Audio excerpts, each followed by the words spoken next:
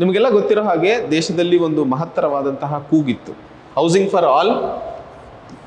So ದೇಶದಲ್ಲಿ ಇರುವಂತಹ ಪ್ರತಿಯೊಬ್ಬ ನಾಗರಿಕನಿಗೆ ಮನೆ ಒದಗಿಸುವಂತಹ ಒಂದು ಪ್ರಮುಖವಾದಂತಹ ಕ್ಯಾಂಪೇನ್ ಥರ ಇತ್ತು. ಸೊ 2022 ದೇಶದಲ್ಲಿ ಪ್ರತಿಯೊಬ್ಬ ನಾಗರಿಕನಿಗೂ ತನ್ನದೇ ಆದಂತಹ ಮನೆ ಕೊಡುವಂತಹ ಒಂದು ಭರವಸೆಯನ್ನು ಸರ್ಕಾರ ಕೊಟ್ಟಿತ್ತು. ಆ ವಿಷಯಕ್ಕೆ ಸಂಬಂಧಿಸಿದಂತೆ ಇವತ್ತಿನ ಈ ಕಾರ್ಯಕ್ರಮದಲ್ಲಿ ಪ್ರಧಾನಮಂತ್ರಿ ಆವಾಸ್ ಯೋಜನೆಯ ಸಂಬಂಧಿತ ಒಂದಿಷ್ಟು ವಿಷಯಗಳನ್ನು ನೋಡೋಣ. ತಮ್ಮೆಲ್ಲರಿಗೂ ಗುರುದೀಕ್ಷಾ ಅಕಾಡೆಮಿಗೆ ಸ್ವಾಗತ. ಇವತ್ತಿನ ಸಂದರ್ಭದಲ್ಲಿ ಈ ಒಂದು ಪ್ರಧಾನಮಂತ್ರಿ ಆವಾಸ ಯೋಜನೆ ಶುರುವಾಗಿದ್ದು 2015ರಲ್ಲಿ.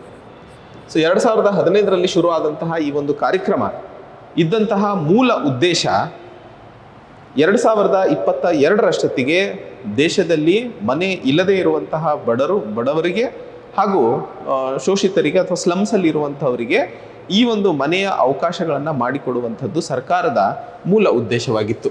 ಸೊ ಈ ಪ್ರಧಾನಮಂತ್ರಿ ಆವಾಸ್ ಯೋಜನೆಯ ಉದ್ದೇಶಗಳು ಏನು ಅನ್ನುವಂಥದ್ದನ್ನು ಮಾತಾಡಿದಾಗ ಮೊದಲನೇದಾಗಿ ತಿಳ್ಕೊಬೇಕಾಗಿರುವಂಥದ್ದು, ಈ ಒಂದು ಕಾರ್ಯಕ್ರಮ ಒಂದು ಸೆಂಟ್ರಲಿ ಸ್ಪಾನ್ಸರ್ಡ್ ಸ್ಕೀಮ್ ಆಗಿರ್ತದೆ. ಯಾವುದೇ ಒಂದು ಕಾರ್ಯಕ್ರಮವನ್ನು ನೋಡಿದಾಗ ನಿಮಗೆ ಎರಡು ಪದಗಳ ಒಂದು ಬಳಕೆ ಆಗಿರುವಂಥದ್ದು ಕಾಣಿಸ್ಕೊಳ್ಳುತ್ತೆ. ಸೊ ಒಂದು ಸೆಂಟ್ರಲಿ ಸ್ಪಾನ್ಸರ್ಡ್ ಸ್ಕೀಮ್ ಅಂತ ಕಾಣಿಸ್ಕೊಳ್ಳೋದು, ಇಲ್ಲ ಸೆಂಟ್ರಲ್ ಸೆಕ್ಟರ್ ಸ್ಕೀಮ್ ಅಂತ ಕಾಣಿಸ್ಕೊಳ್ಳುತ್ತೆ.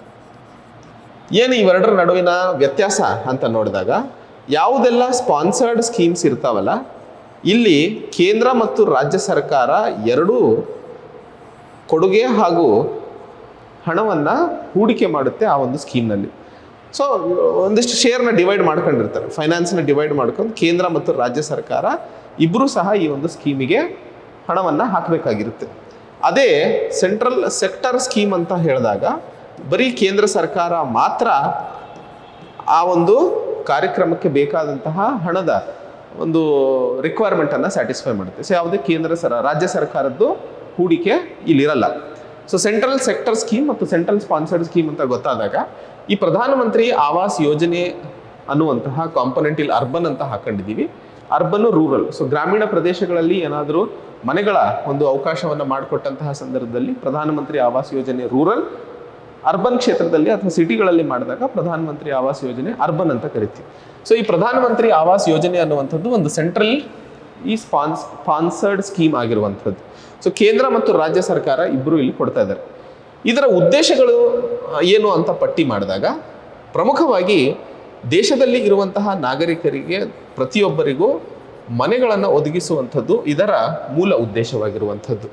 ಸೊ ಇಲ್ಲಿ CLSS ಅನ್ನುವಂತಹ ಒಂದು ಅಸ್ತ್ರವನ್ನು ಬಳಸಲಾಗುವಂಥದ್ದು. ಏನು? Credit linked subsidy scheme. So ಇಲ್ಲಿ ಪ್ರಮುಖವಾಗಿ ಬೆನಿಫಿಷರಿಗೆ ಒಂದಿಷ್ಟು ಸಬ್ಸಿಡಿಯನ್ನು ಒದಗಿಸಲಾಗುತ್ತೆ ಮನೆ ಕಟ್ಟುವಂತಹ ಒಂದು ಪ್ರಕ್ರಿಯೆಯಲ್ಲಿ. ಈಗ ಉದಾಹರಣೆಗೆ ಮನೆಗೆ ಟಾಯ್ಲೆಟ್ಸ್ ಕಟ್ಟಿಸ್ತಾ ಇದ್ದಂತಹ ಸಂದರ್ಭದಲ್ಲಿ ಒಂದು ಮನೆಗೆ ಟಾಯ್ಲೆಟ್ ಕಟ್ಟೋಕ್ಕೆ ಮಿನಿಮಮ್ 50,000 to 60,000 ಖರ್ಚಾಗ್ತಿತ್ತು. ಬಟ್ ಸರ್ಕಾರ 15,000 to 20,000 ಕೊಟ್ಬಿಟ್ಟು ಟಾಯ್ಲೆಟ್ ಕಟ್ಟಿರಿ ಅಂತ ಹೇಳಿ ಸ್ವಚ್ಛ ಭಾರತ್ ಅಭಿಯಾನದ ಅಡಿಯಲ್ಲಿ ಹೇಳ್ತು ಸರ್ಕಾರ ದುಡ್ಡು ಕೊಡ್ತಾ ಇದೆ ಕಟ್ಟಕ್ಕೆ ಅಂತ. ಬಟ್ ಅಲ್ಲಿ ಪ್ರಮುಖವಾಗಿ ಜನರು ಸಹ ತನ್ನ ಪಾಕೆಟಿಂದ ದುಡ್ಡು ಹಾಕಿ ಕೆಲಸ ಮಾಡಿದಂತಹ ಸಂದರ್ಭದಲ್ಲಿ ಮಾತ್ರ ಅದು ಪೂರ್ತಿ ಆಗ್ತಿತ್ತು. ಸೊ ಅದನ್ನು ನಾವು ಕ್ರೆಡಿಟ್ ಲಿಂಕ್ಡ್ ಸಬ್ಸಿಡಿ ಸ್ಕೀಮ್ನಲ್ಲಿ ನೋಡ್ಕೊಳ್ತೀವಿ. ಇದಲ್ಲದೆ ಮನೆಗಳನ್ನು ಪ್ರಮುಖವಾಗಿ ಪಬ್ಲಿಕ್ ಪ್ರೈವೇಟ್ ಪಾರ್ಟ್ನರ್ಶಿಪ್ನ ಆಧಾರದ ಮೇಲೆಯೂ ಸಹ ಮನೆಗಳನ್ನು ಪೂರ್ಣಗೊಳಿಸುವಂತಹ ಒಂದು ಮಹತ್ತರವಾದಂತಹ ಉದ್ದೇಶವನ್ನು ಸರ್ಕಾರ ಇಲ್ಲಿ ಇಟ್ಕೊಂಡಿತ್ತು. ಇದಲ್ಲದೆ ಪ್ರೈವೇಟ್ ಇನ್ವೆಸ್ಟ್ಮೆಂಟನ್ನು ಸಹ ಈ ಒಂದು ಕಾರ್ಯಕ್ರಮದಲ್ಲಿ ತರುವಂಥದ್ದು ಬಹಳ ಪ್ರಮುಖವಾದಂತಹ ಉದ್ದೇಶವಾಗಿತ್ತು ಸರ್ಕಾರದ್ದು. ಸೊ ದೇಶದಲ್ಲಿ ಮನೆಗಳ ಸಂಬಂಧಿತ ಸಮಸ್ಯೆಯನ್ನು ಪರಿಹರಿಸುವಂತಹ ನಿಟ್ಟಿನಲ್ಲಿ public private partnership, private investment ಮತ್ತು ಕ್ರೆಡಿಟ್ ಲಿಂಕ್ಡ್ ಸಬ್ಸಿಡಿ ಆಧಾರದ ಮೇಲೆ ಒಂದಿಷ್ಟು ದೇಶದಲ್ಲಿ ಎಲ್ಲರಿಗೂ ಮನೆ ಸಿಗುವಂತಹ ಉದ್ದೇಶವನ್ನು ಪೂರೈಸುವಂತಹ ಕಡೆಗೆ ಮುನ್ಸಾಗಲು ಸಾಧ್ಯವಾಗುತ್ತದೆ ಅನ್ನುವಂಥದ್ದು ಮೂಲ ಉದ್ದೇಶವಾಗಿತ್ತು. ಈಗ 2022 ಮುಗಿದ ಈಗಾಗಲೇ 2 ವರ್ಷ ಆಗಿದೆ. ಸೊ ಇವತ್ತಿನ ಸಂದರ್ಭದಲ್ಲಿ ಇದರ ಅನಾಲಿಸಿಸ್ ನೋಡಿದಾಗ ಹಾಗಾದರೆ ದೇಶದಲ್ಲಿ ನಾವು ಎಲ್ಲರಿಗೂ ಮನೆ ಕೊಡೋದ್ರಲ್ಲಿ ಸಫಲರಾಗಿದ್ದೀವಾ ಅನ್ನುವಂಥದ್ದನ್ನು ನೋಡಿದಾಗ ನಮ್ಮ ದೇಶದ ಅಫಿಷಿಯಲ್ ಎಸ್ಟಿಮೇಟ್ಸನ್ನು ನೋಡಿದಾಗ ಇವತ್ತಿಗೂ ದೇಶದಲ್ಲಿ 40%, ವರ್ಲ್ಡ್ ಬ್ಯಾಂಕ್ನ ರಿಪೋರ್ಟ್ ಅಥವಾ ವರ್ಲ್ಡ್ ಬ್ಯಾಂಕ್ನ ಅಂಕಿ ಅಂಶಗಳು ನೋಡಿದಾಗ 49% ಜನಸಂಖ್ಯೆ ಭಾರತದಲ್ಲಿ ಸ್ಲಮ್ಮಲ್ಲಿ ಬದುಕ್ತಾ ಇರುವಂತಹ ಒಂದು ವಿಷಾದನೀಯ ಸಂಗತಿ ನಮ್ಮೆದುರಿಗೆ ಕಾಣಿಸ್ಕೊಳ್ಳುವಂಥದ್ದು. ಸೊ ವರ್ಲ್ಡ್ ಬ್ಯಾಂಕ್ 49 ಹೇಳ್ತೈತಿ, ಬಟ್ ಅದನ್ನು ಸಪ್ರೇಟಾಗಿ ಇಡೋಣ. ಬಟ್ ನಮ್ಮ ಅಫಿಷಿಯಲ್ ರಿಪೋರ್ಟ್ಸನ್ನು ನೋಡಿದಂತಹ ಸಂದರ್ಭದಲ್ಲಿ 40% ಭಾರತೀಯರು ಇವತ್ತಿಗೂ ಸ್ಲಮ್ಮಲ್ಲಿ ಬದುಕ್ತಾ ಇರುವಂತಹ ಸನ್ನಿವೇಶಗಳು ನೋಡಿದಾಗ ಈ ಕನಸು ನನಸಾಗಿರೋದು ಇನ್ನೂ ಕನಸಾಗಿ ಉಳ್ಕೊಂಡಿದೆ ಅನ್ನುವಂಥದ್ದನ್ನು ತಿಳ್ಕೊಳ್ಳುವಂತಹ ಒಂದು ಅಂಶ ಇಲ್ಲಿ ಪ್ರಮುಖವಾಗಿರುವಂಥದ್ದು. ಇದಲ್ಲದೆ ಇದಕ್ಕೋಸ್ಕರ ಸರ್ಕಾರ ಮಾಡ್ತಾ ಇರುವಂತಹ ಫೈನಾನ್ಸ್ ಅಥವಾ ಖರ್ಚು ಎಷ್ಟು ಅಂತ ನೋಡಿದಾಗ ಇದುವರೆಗೂ ಭಾರತ ಸರ್ಕಾರ ಸುಮಾರು $2 ಬಿಲಿಯನ್ ರುಪೀಸ್ ಅಥವಾ $2 ಬಿಲಿಯನ್ ರುಪೀಸ್ಗಳ ಆದಾಯ ಅಥವಾ ಹೂಡಿಕೆಯನ್ನು ಮಾಡಿರುವಂಥದ್ದು. ಆದರೆ ಈ ಒಂದು ಹೂಡಿಕೆ ಸಾಕಾಗುತ್ತಾ ದೇಶದಲ್ಲಿ ಬಹುದೊಡ್ಡ ಮಟ್ಟದ ಜನಸಂಖ್ಯೆ ಇವತ್ತಿಗೂ ಮನೆ ಇಲ್ಲದೆ ಸ್ಲಮ್ಗಳಲ್ಲಿ ಬದುಕ್ತಾ ಇರುವಂತಹ ಸನ್ನಿವೇಶದಲ್ಲಿ ಹಾಗೆ ನೋಡಿದಾಗ ಮಾಡ್ತಾ ಇರುವಂತಹ ಹೂಡಿಕೆ ಹಾಗೂ ಏನೆಲ್ಲ ಪಬ್ಲಿಕ್ ಪ್ರೈವೇಟ್ ಅಥವಾ ಪ್ರೈವೇಟ್ ಇನ್ವೆಸ್ಟ್ಮೆಂಟ್ಗಳಿಗೆ ಸಂಬಂಧಿಸಿದಂತೆ ಅಸ್ತ್ರಗಳನ್ನು ಬಳಸಲು ಇಲ್ಲಿ ಪ್ರಯತ್ನ ಮಾಡಲಾಗಿತ್ತೋ ಅದರ ಮೇಲೆ ಒಂದು ಹೆಚ್ಚಿನ ಪ್ರಭಾವ ಹಾಗೂ ಅವಕಾಶಗಳನ್ನು ಮಾಡಿಕೊಡುವ ಅವಶ್ಯಕತೆ ಇದೆ. ಸೊ ಆ ಒಂದು ನಿಟ್ಟಿನಲ್ಲಿ ಪ್ರಧಾನಮಂತ್ರಿ ಆವಾಸ್ ಯೋಜನೆ 2022ರವರೆಗೇನೂ ನಾವು ಮಾಡೋಕ್ಕೆ ಸಾಧ್ಯ ಆಗಿಲ್ಲ, ಬಟ್ ಇದೇ ಕಾರ್ಯಕ್ರಮವನ್ನು ಎಕ್ಸ್ಟೆನ್ಷನ್ ಮಾಡಿ ಮುಂದಿನ ದಿನಗಳಲ್ಲಿ ಸಾಧಿಸಲು ಸಾಧ್ಯವಾಗುತ್ತಾ ಅನ್ನುವಂತಹದ್ರ ಬಗ್ಗೆ ಸರ್ಕಾರ ಆಲೋಚನೆ ಮಾಡ್ತಾ ಇರುವಂತಹ ಸಂದರ್ಭದಲ್ಲಿ ಏನೇನೆಲ್ಲ ಮಾಡಿದರೆ ಸರಿ ಹೋಗುತ್ತೆ ಅನ್ನುವಂಥದ್ದು ಅಥವಾ ಏನೇನೆಲ್ಲ ಸಮಸ್ಯೆಗಳಿದ್ದಾವೆ ಅನ್ನುವಂಥದ್ದು ಚರ್ಚೆ ಇಲ್ಲಿ ಮಾಡಲು ಪ್ರಯತ್ನಿಸ್ತಿರುವಂಥದ್ದು. ಮೊದಲನೆಯ ಪ್ರಮುಖವಾದಂತಹ ಚರ್ಚೆ, ಈಗ ಸಿಟಿಗಳಲ್ಲಿ ಸ್ಲಮ್ಸ್ಗಳನ್ನು ನೋಡಿದಾಗ ಬಹಳಷ್ಟು ಜನ ಹೋಗಿ ಯಾವುದೋ ಒಂದು ಜಾಗದಲ್ಲಿ ತನ್ನ ಒಂದು ನೆಲೆಯನ್ನು ಶುರು ಮಾಡಿಬಿಡ್ತಾರೆ.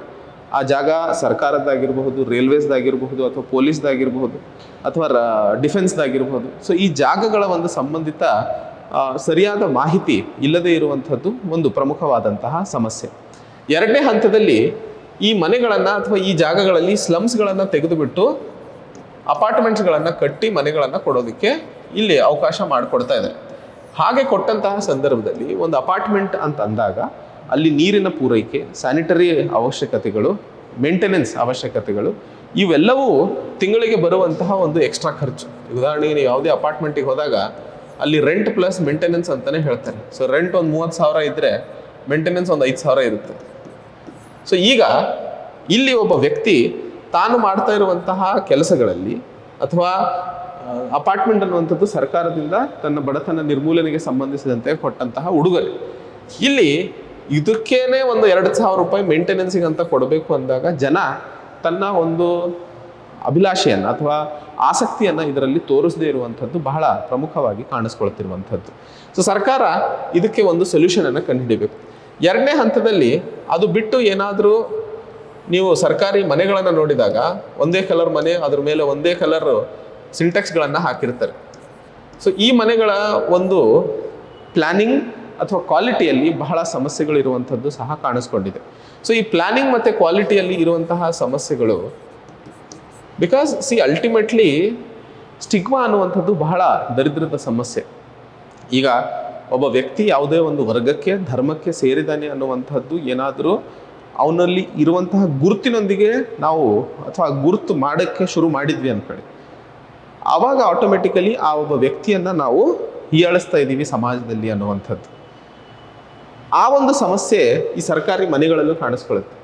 ನೋಡಿದ ಕೂಡಲೇ ಹೇಳ್ಬೋದು ಈ ಮನೆ ಸರ್ಕಾರಿ ಮನೆ ಅಂತ ಹೇಳಿ. ಸೊ ಕಷ್ಟಕ್ಕೆ ಕೊಟ್ಟಿದ್ದಾರೆ ಪಾಪ ಅನ್ನುವಂಥದ್ದು. ಸೊ ಈ ಕೊಟ್ಟಿದ್ದಾರೆ ಅನ್ನೋದಕ್ಕಿಂತ ಅದರ ಕ್ವಾಲಿಟಿಯಲ್ಲೂ ಬಹಳಷ್ಟು ಸಮಸ್ಯೆ ಇರುವಂಥದ್ದು. ಬಿಕಾಸ್ ಸರ್ಕಾರ ಖರ್ಚು ಮಾಡ್ತಿರೋ ಹಣದ ಏನು ಕಮ್ಮಿ ಇಲ್ಲ, ಬಟ್ ಆ ಹಣದ ಸದುಪಯೋಗ ಅಥವಾ ಆ ಹಣದಿಂದ ಸಿಗಬೇಕಾದಂತಹ ಕ್ವಾಲಿಟಿ ಸಿಗದೇ ಇರುವಂಥದ್ದು ಇವತ್ತು ಸಾಮಾಜಿಕ ವ್ಯವಸ್ಥೆಯಲ್ಲಿ ಇರುವಂತಹ ಒಂದು ದುರ್ದೈವ ಅನ್ನುವಂಥದ್ದನ್ನು ಪ್ರಮುಖವಾಗಿ ಇಲ್ಲಿ ಹೇಳಲು ಪ್ರಯತ್ನಿಸ್ತಿರುವಂಥದ್ದು. ಸೊ ಇಲ್ಲಿ ಇರುವಂತಹ ಸಮಸ್ಯೆಗಳನ್ನು ಸರ್ಕಾರ ಸರಿಪಡಿಸಿ ಪಬ್ಲಿಕ್ ಪ್ರೈವೇಟ್ ಇನ್ವೆಸ್ಟ್ಮೆಂಟ್ ಅಥವಾ ಪಬ್ಲಿಕ್ ಪ್ರೈವೇಟ್ ಪಾರ್ಟ್ನರ್ಶಿಪ್, ಇದಲ್ಲದೆ ಪ್ರೈವೇಟ್ ಇನ್ವೆಸ್ಟ್ಮೆಂಟ್ ಹಾಗೂ ಕಮ್ಯುನಿಟಿಯನ್ನು ಇನ್ವಾಲ್ವ್ ಮಾಡಿಕೊಂಡು ಸರ್ಕಾರ ತನ್ನ ಕೆಲಸಗಳನ್ನು ಮುನ್ಸಾಗಿಸಿದಂತಹ ಸಂದರ್ಭದಲ್ಲಿ ದೇಶದಿಂದ ನಾವು ಸ್ಲಮ್ ನಿರ್ಮೂಲನೆಯನ್ನು ಮಾಡಲು ಸಾಧ್ಯವಾಗುತ್ತದೆ. ಇಲ್ಲ ಅಂದರೆ ಸ್ಲಮ್ಗಳು ಹೆಚ್ಚಾಗ್ತಾ ಹೋಗ್ತವೆ, ಜನರ ಜೀವನದಲ್ಲಿ ಆರೋಗ್ಯ ಮತ್ತು ಇನ್ನಿತರ ಸಮಸ್ಯೆಗಳು, ಕ್ರೈಮ್ ಆಗಿರಬಹುದು ಸಮಾಜದಲ್ಲಿ, ಇವೆಲ್ಲ ಹೆಚ್ಚಾಗ್ತಾನೆ ಹೋಗ್ತವೆ. ಸೊ ಸರ್ಕಾರ ಕೈಗೊಂಡಿರುವಂತಹ ಈ ಒಂದು ಕ್ರಮ ಬಹಳ ಅದ್ಭುತವಾಗಿರುವಂಥದ್ದು. ಬಿಕಾಸ್ ಇದು ರಾಜೀವ್ ಗಾಂಧಿ ಆವಾಸ್ ಯೋಜನೆಯನ್ನು ಬದಲಾಯಿಸಿ ಪ್ರಧಾನಮಂತ್ರಿ ಆವಾಸ್ ಯೋಜನೆ ಅಂತ ಮಾಡಿರುವಂಥದ್ದು. ಸೊ ಆ ಒಂದು ಯೋಜನೆ ಕೊನೆ ಹಂತ ತಲುಪುವವರೆಗೂ ನಡೆದಂತಹ ಕೆಲಸಗಳು ಅವಾಗವಾಗ ನಾಗರಿಕರಾಗಿ ಅಟ್ಲೀಸ್ಟ್ ಎಲೆಕ್ಷನ್ಸ್ ಟೈಮಲ್ಲಿ ನಾವಾದರೂ ಸಹ ತಿಳ್ಕೊಬೇಕು. ಸೊ ಆ ಒಂದು ನಿಟ್ಟಿನಲ್ಲಿ ಈ ಒಂದು ಕಾರ್ಯಕ್ರಮ ಬಹಳ ಪ್ರಮುಖವಾಗಿರುವಂಥದ್ದು. ಸೊ ಮುಂದಿನ ದಿನಗಳಲ್ಲಿ ನೋಡೋಣ ಸರ್ಕಾರ ಯಾವ ರೀತಿಯಲ್ಲಿ ಈ ಕಾರ್ಯಕ್ರಮಗಳ ಮೇಲೆ ಕೆಲಸ ಮಾಡುತ್ತೆ ಆ್ಯಂಡ್ ಹೇಗೆ ನಾವು ದೇಶದಲ್ಲಿ ಸ್ಲಮ್ ನಿರ್ಮೂಲನೆಗೆ ಸಂಬಂಧಿಸಿದಂತೆ ಕೆಲಸ ಮಾಡಲಿದ್ದೇವೆ ಅನ್ನುವಂಥದ್ದನ್ನು ಚರ್ಚೆ ಮಾಡೋಣ. ಅಲ್ಲಿಯವರೆಗೆ ತಮ್ಮ ಆರೋಗ್ಯವನ್ನು ಚೆನ್ನಾಗಿ ಕಾಪಾಡ್ಕೊಳ್ಳಿ, ಚೆನ್ನಾಗಿ ಓದಿ. ಇನ್ನೂ ಹೆಚ್ಚಿನ ಮಾಹಿತಿಗೋಸ್ಕರ ಗುರುದೀಕ್ಷಾ ಅಕಾಡೆಮಿ ಯೂಟ್ಯೂಬ್ ಚಾನಲ್ಗೆ ಸಬ್ಸ್ಕ್ರೈಬ್ ಮಾಡಿ ಹಾಗೂ ಫಾಲೋ ಮಾಡಿ ಅಂತ ಹೇಳ್ತಾ ಜೈ ಹಿಂದ್, ಜೈ ಕರ್ನಾಟಕ.